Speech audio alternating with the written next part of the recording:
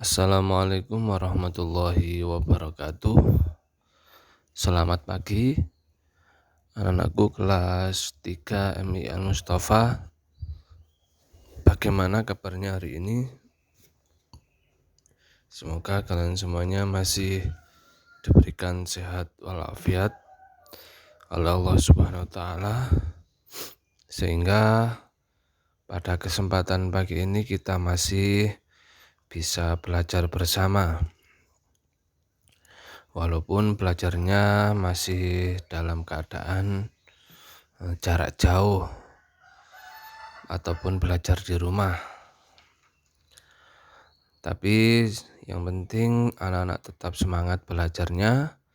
Jangan sampai bermalas-malasan di rumah, karena hari ini sudah masuk di kelas 3. Jadi anak-anak, pada kesempatan pagi ini jangan lupa tetap bersyukur. Karena apa? Karena kita semuanya masih berada dalam keadaan sehat walafiat, tak kurang suatu apapun.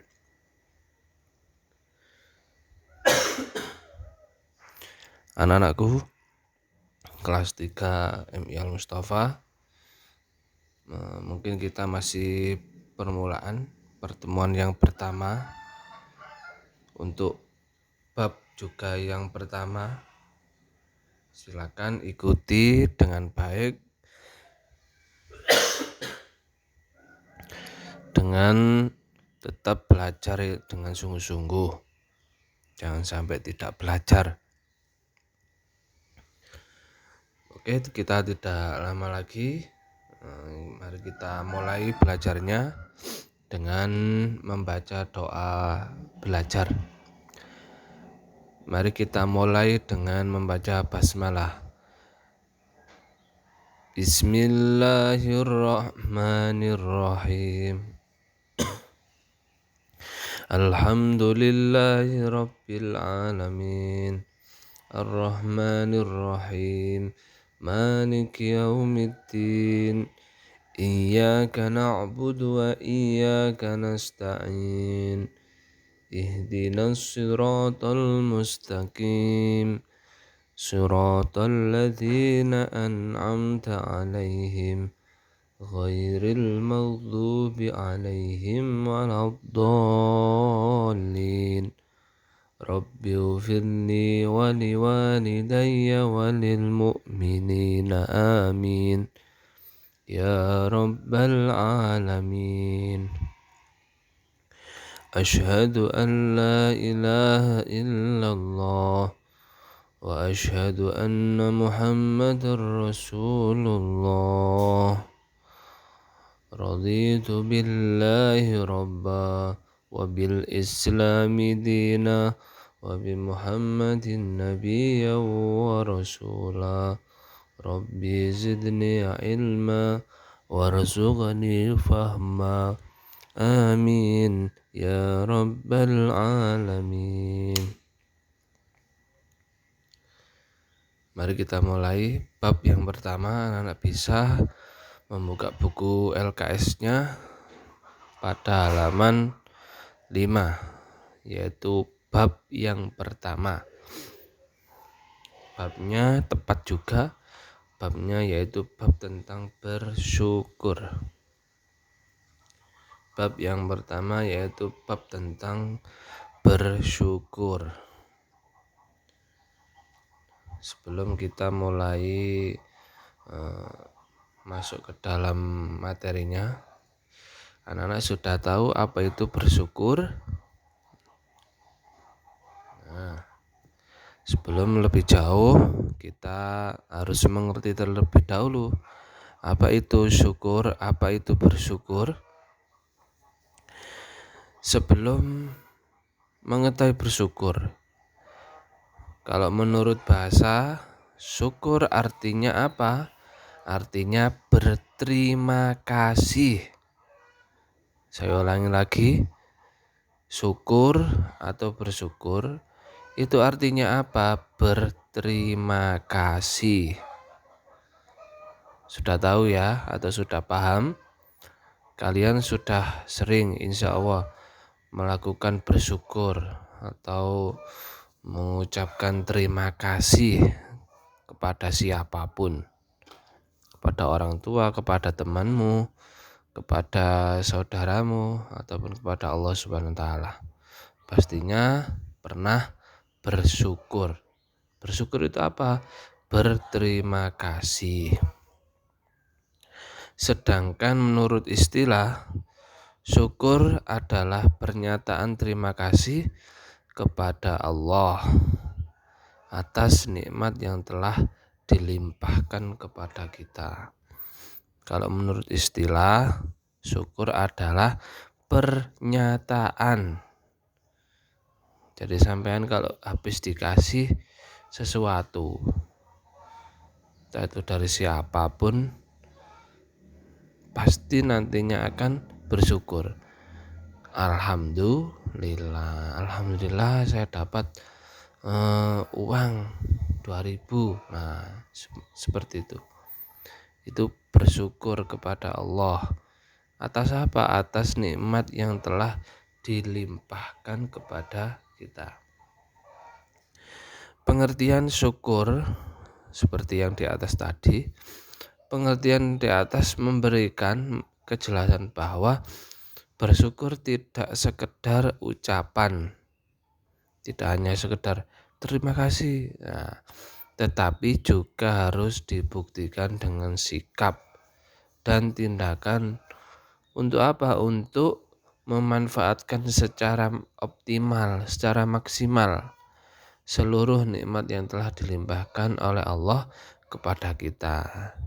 Nikmat yang telah kita terima itu kita pasti tidak akan dapat menghitungnya. Saya bisa menghitung nikmat, tidak akan pernah bisa.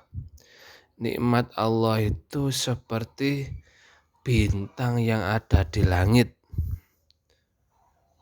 Nah, bintang yang di langit bisa menghitung? Tidak akan pernah ada yang bisa. Itulah kebesaran Allah, nikmat Allah yang sangat banyak sekali. Nikmat yang telah kita terima itu pastinya tidak akan pernah dapat menghitungnya.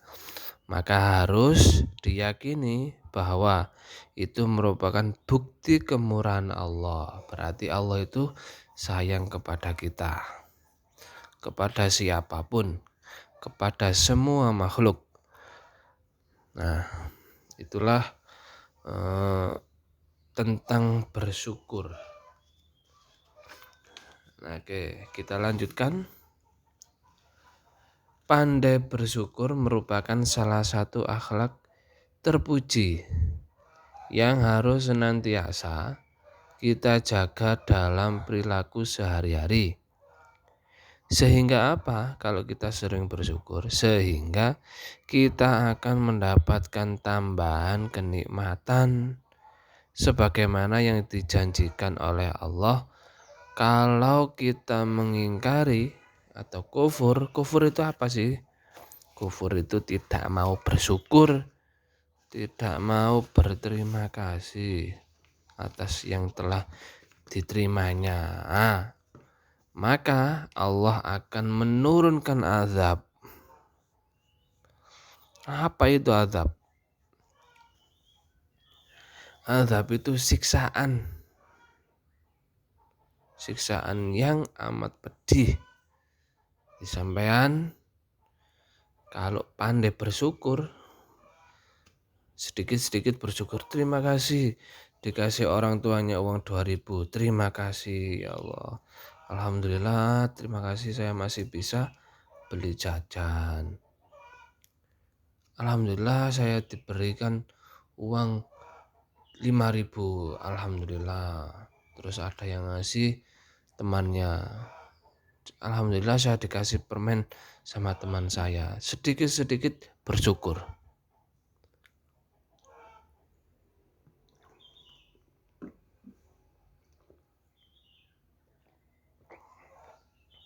Nah, kalau sampean sedikit-sedikit bersyukur, Ya, anak-anak pastinya kalau dikasih apapun bersyukur terus, maka Allah akan memberi tambahan loh ya. Yang tadinya dikasih uang sama orang tuanya 2.000, berhubung sama bersyukur, bisa jadi nanti apa? Ditambahi. Mari habis 2.000 dilipat gandakan. Loh, kok ada yang ngasih 10.000? Alhamdulillah lagi lah. Itulah salah satu kemurahan Allah. Jika kita mau bersyukur. Tapi kalau dikasih uang 2.000, alam gak mau aku. Gak terima uang 2.000. Aku minta 20.000. Nah, jangan sampai seperti itu. Kalau sampai seperti itu, maka jangan salahkan Allah memberikan azab, memberikan siksaan kepada kita. Naudzubillah min dzalik. Jangan sampai. Karena siksaan Allah itu sangat pedih. Jadi dalam Quran surat Ibrahim ayat 7. Bismillahirrahmanirrahim. La in syakartum la azidannakum wa la in kafartum inna adzabi lasyadid. Jika kamu bersyukur, pastilah akan bertambah nikmatnya Allah kepadamu. Dan bila kamu kufur atau tidak berterima kasih, maka sesungguhnya siksaku amat pedih. Naudzubillah. Jadi kalau sampean mau bersyukur, berarti akan ditambahi. Kalau tidak mau bersyukur, maka siksaan Allah yang akan turun kepada kalian yang tidak mau bersyukur. Nah, itulah pengertian syukur dan pentingnya. Penting sekali bersyukur. Kenapa? Karena akan melipat gandakan apa yang akan didapat. Kalau bersyukur diberi uang 1.000, dilipat gandakan 10.000. Kalau bersyukur lagi dilipat gandakan lagi 100.000. Sampai tidak ada batasannya, karena kekuasaan Allah itu sangatlah luas. Maka dari itu kita harus pandai-pandai bersyukur. Kita lanjutkan. Bentuk-bentuk bersyukur dan cara mensyukurinya. Loh, bentuk syukur itu ada berapa? Banyak sekali. Tapi yang ada di buku LKS ini ada 2. Yang pertama yaitu mensyukuri nikmat jasmani. Dan yang kedua itu nikmat ruhani. Jasmani itu apa sih jasmani? Jasmani itu badan kamu. Nah, nikmat yang pertama yaitu nikmat mensyukuri nikmat jasmani. Allah memberikan nikmat jasmani berupa tubuh kita, tangan, kepala, nah itu kaki. Allah memberikan nikmat jasmani berupa tubuh kita. Jasmani adalah sebutan untuk tubuh atau badan kita. Allah telah memberikan tubuh yang baik dan sempurna, yang terdiri atas 1 jantung. Kalau nggak ada jantungnya meninggal.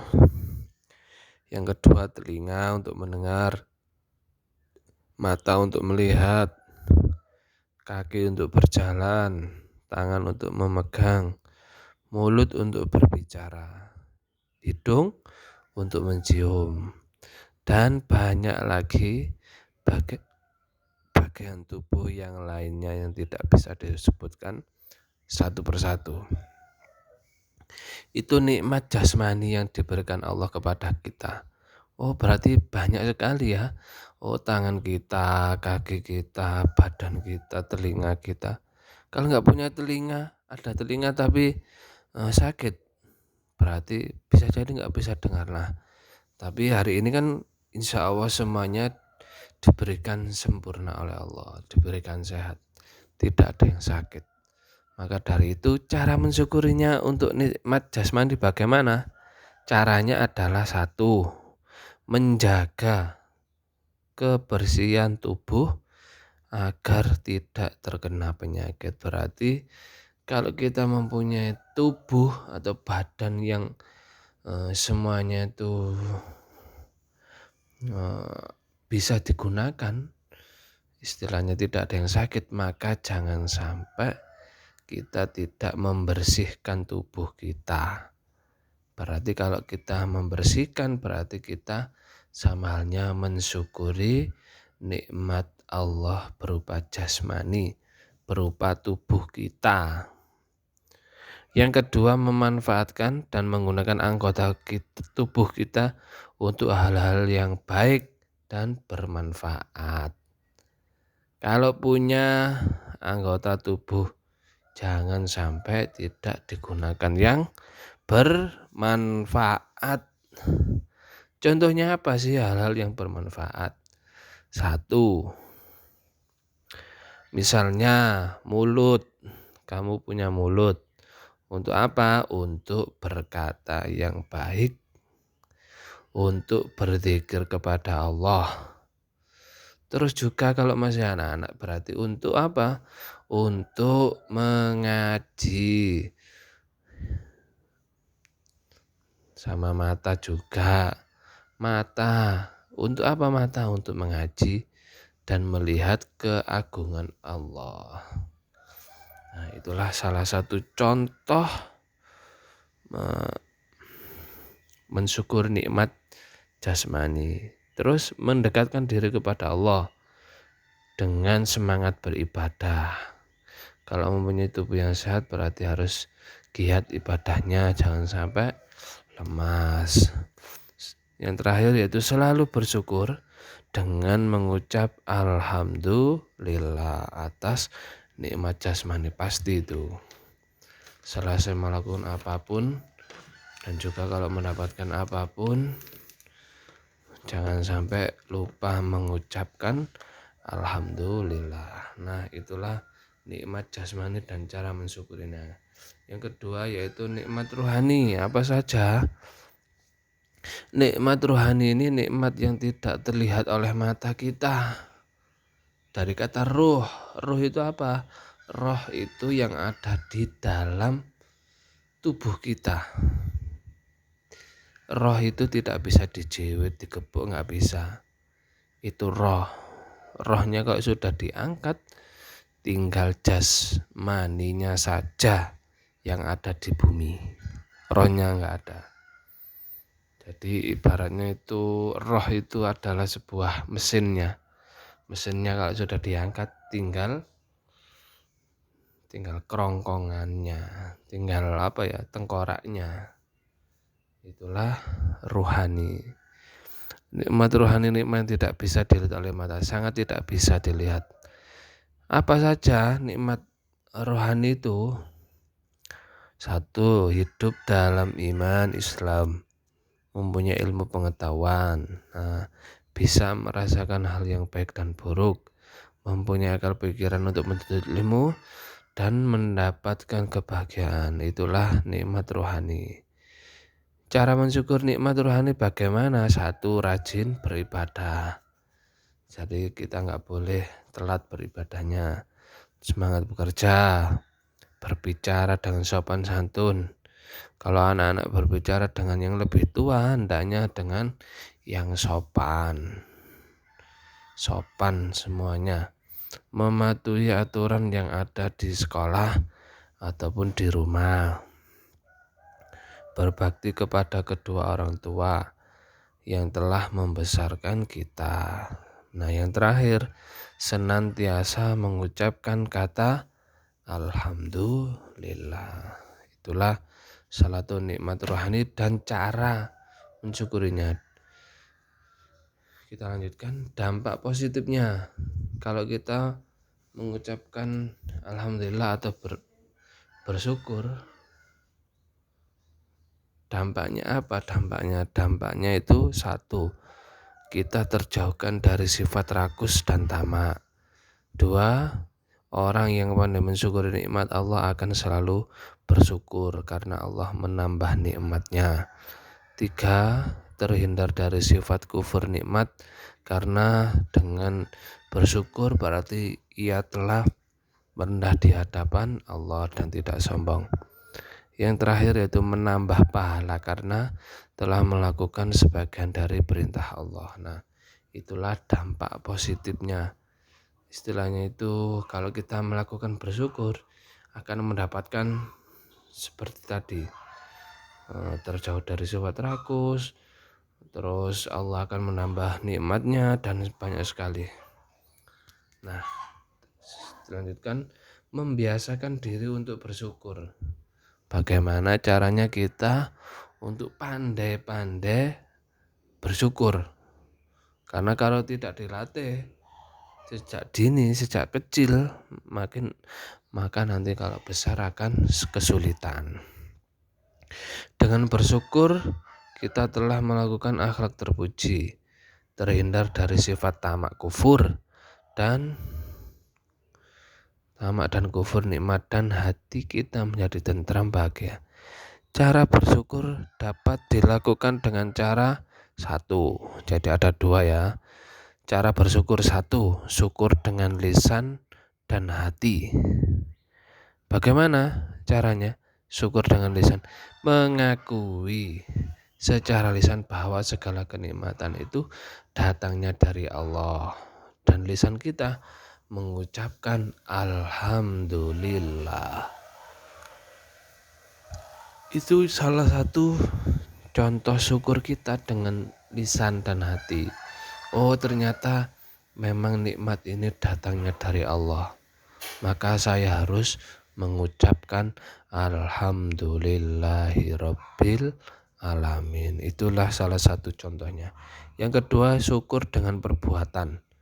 Syukur yang diwujudkan dengan mempergunakan kenikmatan Allah itu pada bentuk beribadatan lainnya yang diridhoi dan diperintahkan Allah. Berarti kalau kita mensyukurinya dengan perbuatan, berarti kalau kita mendapatkan sesuatu yang sangat banyak, entah itu uang ataupun benda yang lainnya, berarti kita harus memberikan lagi ke orang lain. Alhamdulillah aku masih diberikan sama Allah rezeki yang banyak, berarti saya harus juga memberikan orang lain atau membantu orang lain. Nah, itulah manfaat ataupun membiasakan diri untuk bersyukur. Jangan sampai selesai mendapatkan kenikmatan dari Allah tapi hanya diam saja, tidak mau membagikan. Itu yang kurang benar. Mungkin dari itu kita sudah mengetahui, oh, bersyukur yang harus kita lakukan bagaimana untuk anak-anak di rumah. Berarti harus bisa sopan santun, membiasakan diri untuk bersyukur. Dengan orang tuanya harus taat, tidak boleh ketika diperintah tidak boleh tidak mau, harus melaksanakan tugasnya. Mungkin itu dulu yang bisa saya sampaikan pada bab yang pertama ini. Semoga ada guna dan manfaatnya untuk kita semuanya. Amin, Allahumma amin. Kiranya cukup dari saya. Ada tugas sedikit, ini dikerjakan di buku tulis akidahnya masing-masing. Ada 4 soal, ditulis soalnya sekaligus jawabannya ditaruh di bawahnya. Dipersiapkan saja, dikerjakan di rumah. Nanti kalau ada jadwal untuk konsultasi belajar di madrasah, nanti bisa disiapkan dan saya akan menilainya. Kurang lebihnya mohon maaf, dari saya cukup. Wallahul muwaffiq ila aqwamit thoriq. Wassalamualaikum warahmatullahi wabarakatuh.